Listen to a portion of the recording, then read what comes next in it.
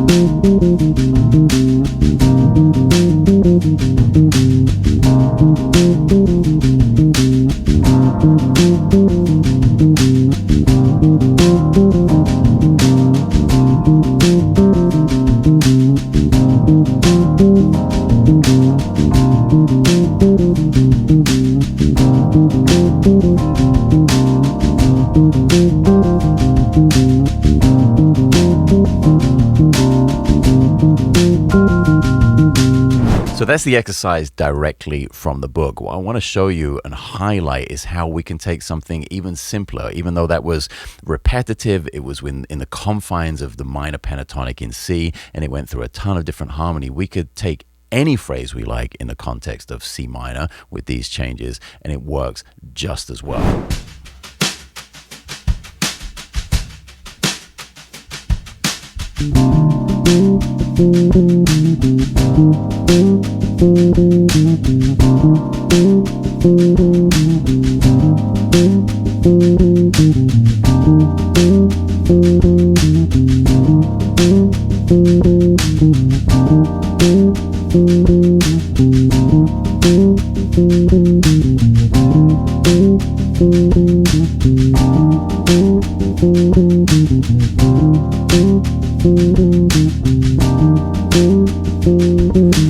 Of course, the book goes deeper into what the starting points are, how you approach matching the scale with the chord, and all that sort of harmonic analysis and theory. But what I really want you to do when it comes to the intent with your practice routine, when you have this 5-minute chunk, perhaps you choose this exercise, this play along, you know it's just C minor. You don't really have to think about the harmony. You just know I play something, C minor pentatonic. It's going to work through all of these chords. I don't want you to think about why it works or how it works. I want you to really try and connect the ear to the instrument and just let it happen. That's what I'm talking about with consistency. When you're doing this for 5 minutes a day over a week, over 2 weeks, over 3 weeks, it starts to become a part of your natural vocabulary. It starts to become a skill set and an ability you have without having to think about theory and harmony. It's of course useful when you want to explain something or perhaps better understand it, go into some deeper understanding of the harmony. That when we have C minor as a chord, of course, C minor pentatonic works fantastic. But our second chord in this sequence is A flat. We go from C minor 7 to A flat major 7. So why does C minor pentatonic work so well and sound so nice over A flat major 7? Well, very quickly, again, the book goes into way deeper analysis of all this stuff, but very quickly, when you have an A flat major 7 chord, C minor pentatonic picks out some really sweet notes of that sound, of that A flat major sound. The C of our pentatonic is the major third. The second note in that minor pentatonic, the E flat, is our fifth, also a very nice inside note in the context of A flat. Our third note in the pentatonic is F, so that's an A flat 6 sound. Our fourth note in the pentatonic is the fifth of C minor, but that's the major 7 of A flat. So you can see we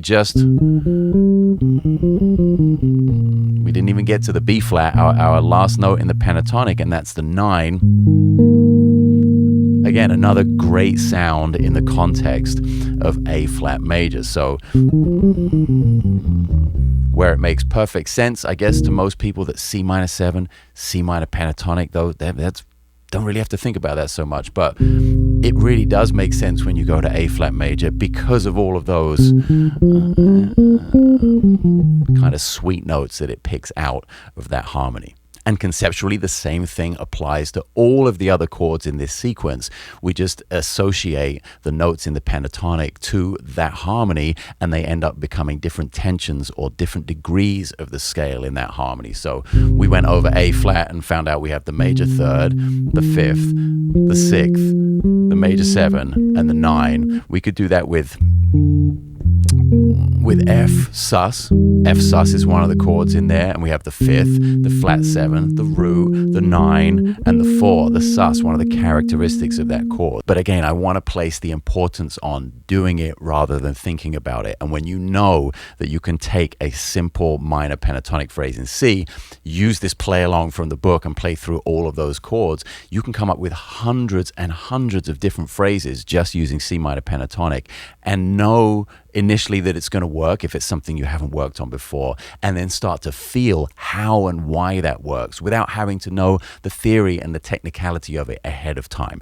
That, in terms of music performance, is what's going to get your sort of brain out of the way of the performance. It's what's going to connect the ear to the instrument, the musical idea to the instrument, and ultimately the performance to the audience. And the shorter time that happens in, and more naturally and more fluidly, as I'm talking to you right now, as you have a conversation in your native language, for instance, that's the goal. That's what we're getting for when it comes to music performance. So we don't have to think, and we can just do. And this 5 minutes a day is going to be a huge part of what makes you successful at doing that. And as I said, ultimately helps you have more fun and get more enjoyment out of spending time with the instrument. So to take that idea of having exactly the same phrase and letting the harmony move underneath it, where you can stick with that phrase and no matter what, it's going to work. Sort of the next level of that is taking the same shape, but moving it as the harmony moves in order to make it fit over those changes. This next one is from page 58 in the book. It's called Moving a Phrase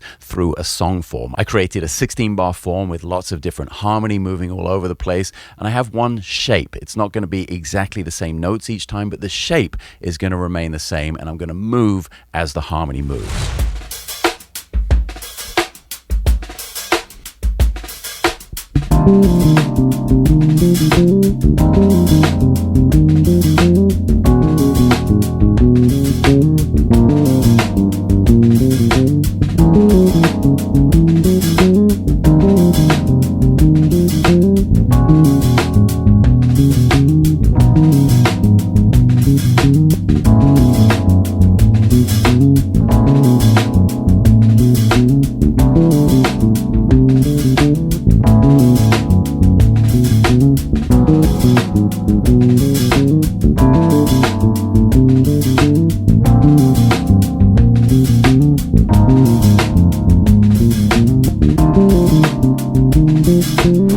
So our third idea here today is sort of a bonus, sort of cheat idea, and it's not something that's actually written into the book or into the play-alongs, but all of these play-alongs are without the lower bass part. They're with chords and they're with drums. So for every single play-along in the book, these can actually be, and are for me often. I often throw these on as a practice routine. These can be a great practice routine for your bass playing. What a concept. So if we take our harmony workout from page 50, for instance.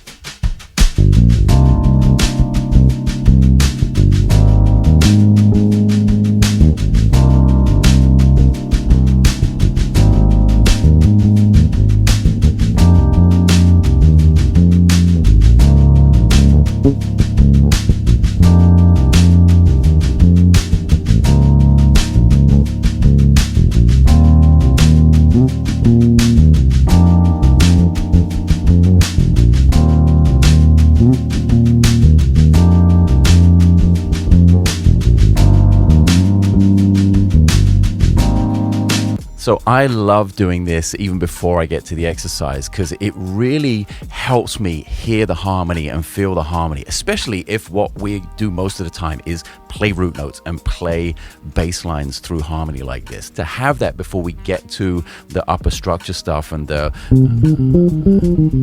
sort of linear exercises through the harmony, I think is priceless. And again, it's an amazing way. If you're stuck for something to practice, you don't know what to practice, just open the book to page 50, throw on the play along that comes with it, and play bass through these changes. That alone will help you get in the mood and get that sound in your head to then be like, oh yeah, you know what? I feel like playing some linear ideas. I've got some confidence about this music. I'm going to spend quality time with the right intent with my instrument, and I am going to get better. That's all I want you to leave this video with today, is that you feel like you are going to get better, and you're going to do it doing something you love and something you find a great amount of joy in. Again, Bass Player's Guide for Pentatonics is linked below. It comes with a ton of play-alongs, a ton of videos. There are these physical copies that I am signing and shipping worldwide. I think I have about 15 left in stock here in the studio. So grab yours if you want a signed copy before they're gone. The physical books do come with all of the play-alongs and videos as well. It's not just the ebooks, but ebooks are available. You can have it immediately and be playing along to these play-alongs and working on this material in 3 minutes from now if you really want. So appreciate you watching. Links are below. See you guys on the next one.